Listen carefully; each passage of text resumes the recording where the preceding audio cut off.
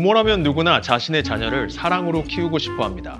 좋은 옷을 입혀주고, 좋은 음식을 먹여주고, 좋은 것들을 보여주고 싶어 합니다. 우리는 어느 순간 자녀에게 여러 가지를 제공해주는 것만이 사랑의 전부라고 생각하기 쉽습니다. 그렇지만 과연 그럴까요?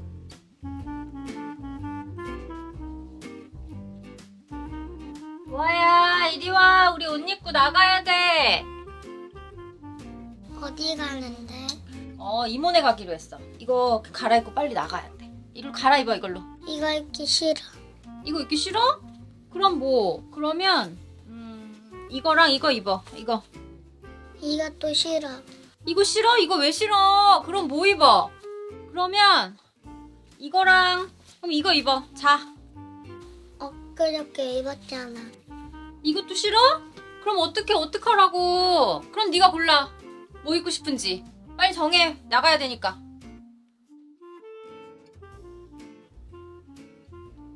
그럼 네가 정하고 있어. 엄마 준비하고 있을 테니까. 아니, 엄마 어디 가? 너무 힘들어요. 애들 한번 옷 입혀서 외출하려고 하면 전쟁이에요, 전쟁. 왜 그렇게 빨리 선택을 못하는지 모르겠어요.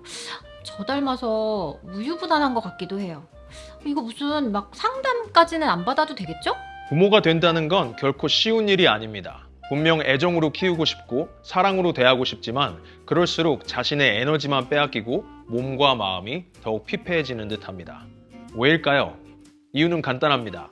자녀가 나의 삶을 주도하고 있기 때문입니다. 우리의 주인 되시는 분은 단 한 분입니다. 바로 하나님입니다.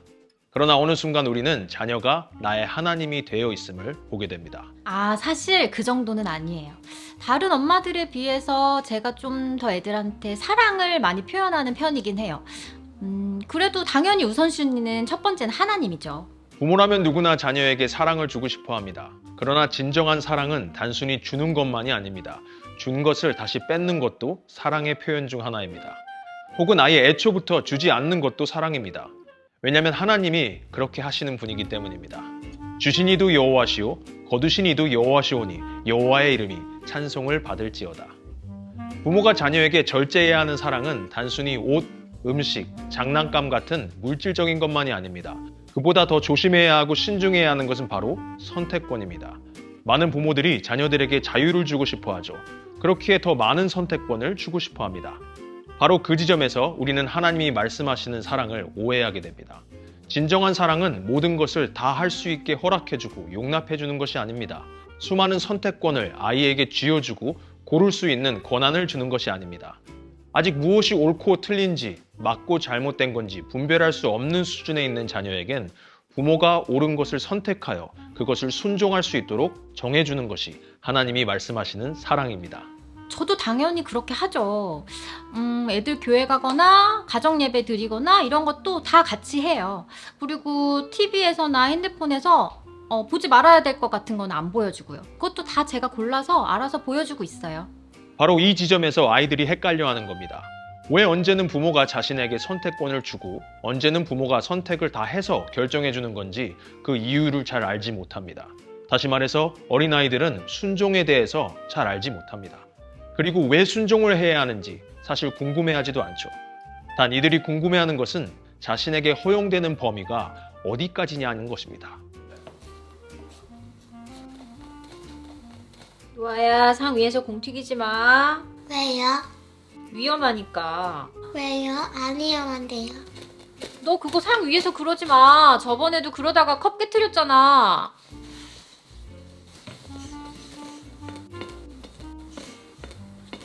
너 엄마가 하지 말랬지. 상이 아니고 의자에서 하잖아. 의자 위에서 하는 것도 똑같아. 공이 다른 데로 튀면 또 깨질 수도 있잖아. 너 진짜? 바닥에서 하는 거잖아. 부엌에선 하지 마. 여기 괜찮죠? 거기도 컵 있잖아. 할 거면 방에 들어가서 해. 여기서 이 아들은 실제로 공을 튀기고 싶은 것보다도 엄마가 공을 튀기는 범위를 어디까지 허용하는지를 알고 싶어 하는 것입니다. 이것이 바로 모든 인간의 본능입니다.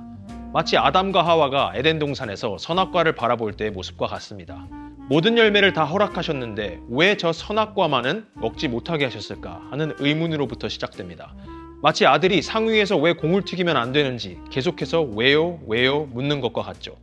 그리고는 선악과에 대한 의문을 갖게 됩니다. 만지는 것도 안 되나? 냄새 맡는 것도 안 되나? 한번 핥아보는 것도 안 되나? 도대체 왜 안 된다고 하셨을까? 여기서 참 재미있는 사실은 하나님은 선악과에 대한 구체적인 설명을 해주지 않으셨다는 겁니다. 먹는 날에는 반드시 죽으리라 라고만 말씀하셨지 왜 죽는지, 왜 이 위험한 나무를 에덴 동산 한가운데 두셨는지 구체적인 설명이 없었습니다. 여기서 하나님이 인간에게 요구하시는 것은 단 한 가지였습니다. 바로 순종이었습니다. 이해되고 설명되고 타당해서 하는 순종이 아닌 그냥 하나님이 말씀하셨기 때문에 네 하고 지킬 수 있는 순종입니다. 하나님은 우리 인간이 그러한 순종을 하는 모습을 가장 기뻐하십니다. 그리고 그렇게 순종하는 자를 애타게 찾고 계시죠. 우리는 그것을 바로 믿음이라고도 표현할 수 있습니다.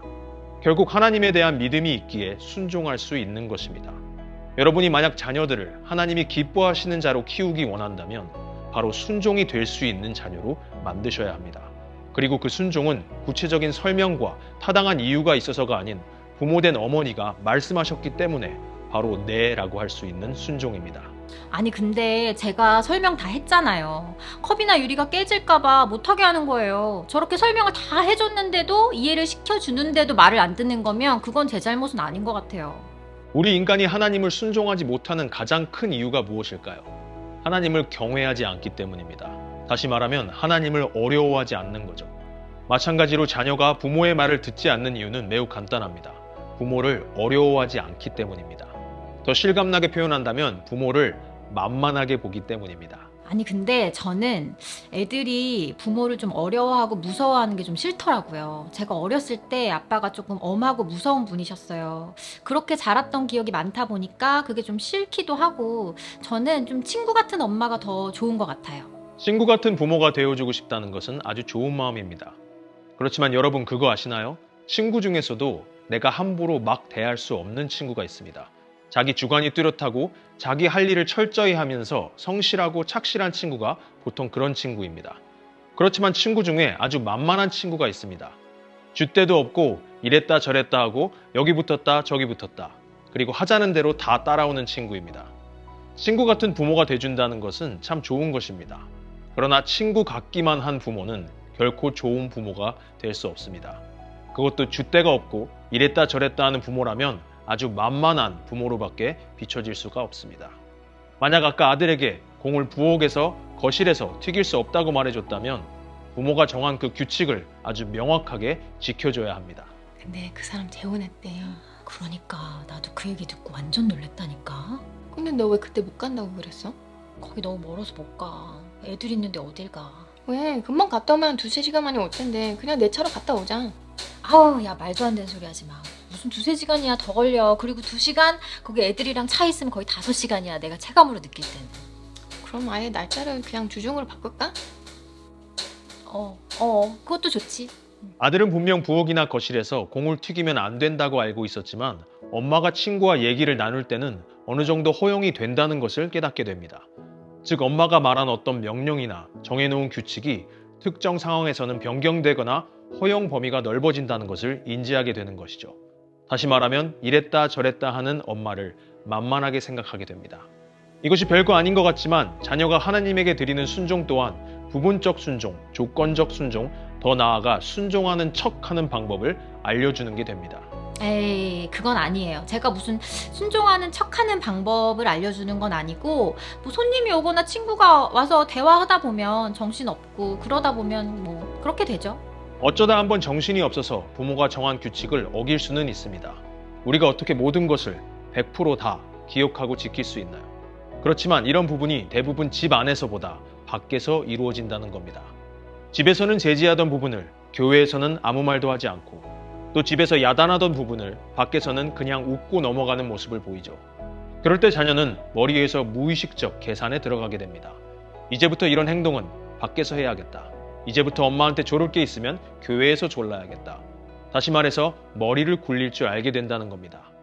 이러한 사고방식이 나중에 커서 담배를 피는 것이나 욕을 하는 것이나 마약을 하는 것이나 혼전순결을 지키지 못하는 것이나 그 외 여러 가지 영역에서 들키지만 않으면 되는 어떤 자리에서만 하지 않으면 되는 누구 앞에서만 안 하는 척하면 되는 더 나아가 교회에서만 하는 척하면 되는 사람으로 만들어버리는 것입니다.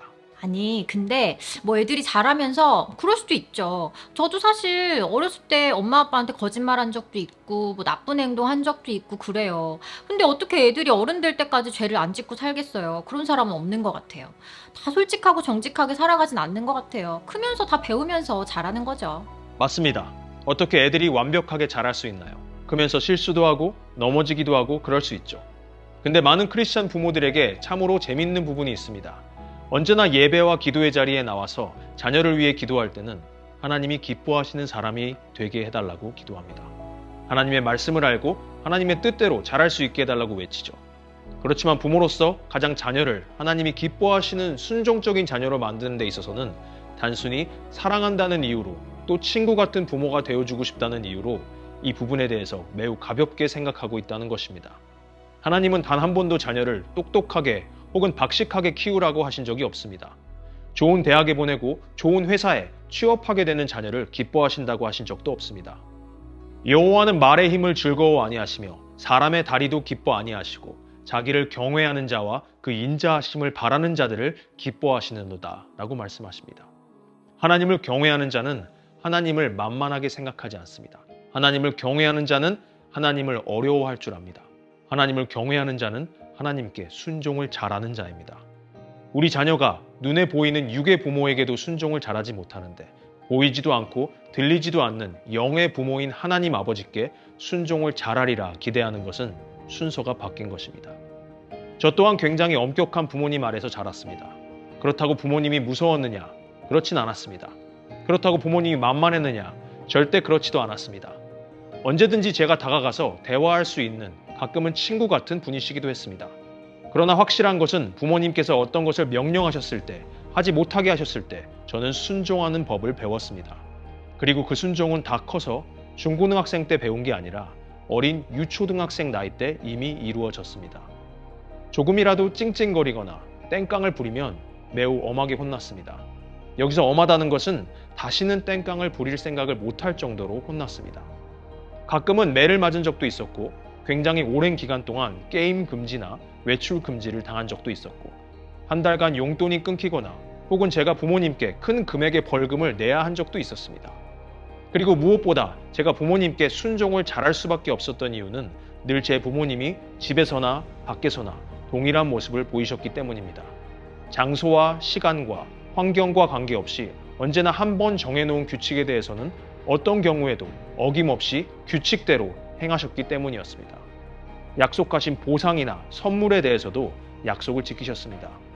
그러한 모습을 보고 저는 부모님을 감히 만만하게 생각할 수 없었습니다.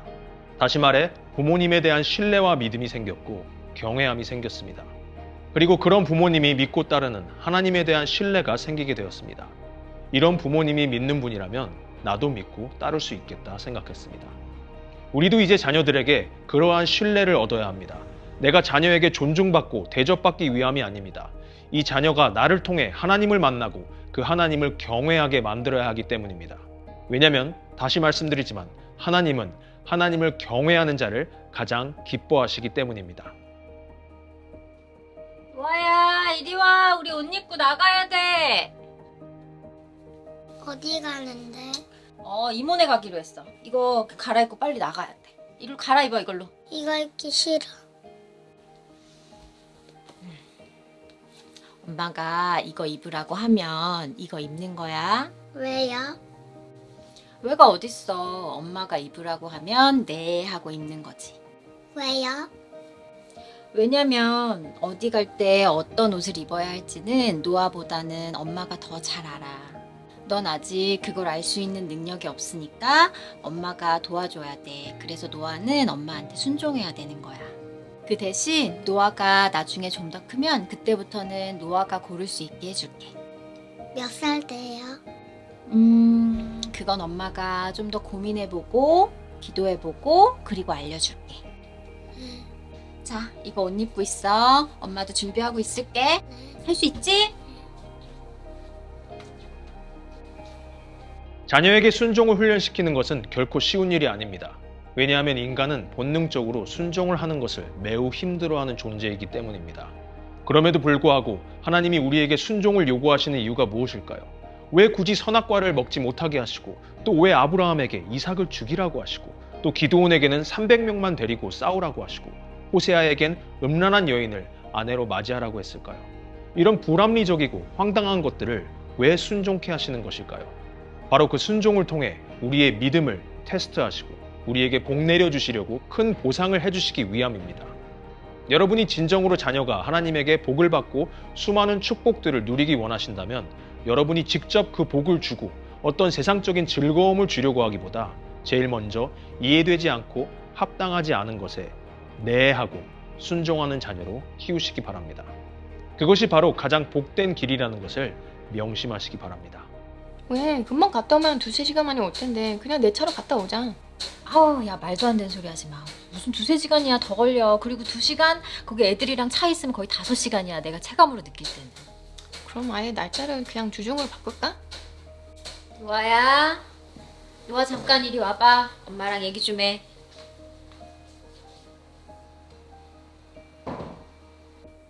노아야, 엄마가 부엌이랑 거실에서 공튀기면 된다고 했어? 안 된다고 했어? 안 된다고 했어요. 안 되는 거 아는데 왜 그랬어? 너 이따가 엄마 친구 가시면 엄마한테 혼날 거야. 알겠어? 어떻게 혼낼 거예요? 일주일간 TV 안 보여줄 거고 3일 동안 간식은 없어. 왜요? 뭐가 왜요야? 노아가 엄마랑 한 약속을 어겼잖아. 몰랐잖아요. 모르긴 뭘 몰라. 다 알고 있었잖아. 알면서도 지키지 않은 게 더 나쁜 거야. 한 번만 봐주세요. 안 돼. 그러니까 다음부터 엄마가 안 된다고 하면 하지 마. 이렇게 해야 노아가 순종이 뭔지를 배울 수 있어. 알겠지?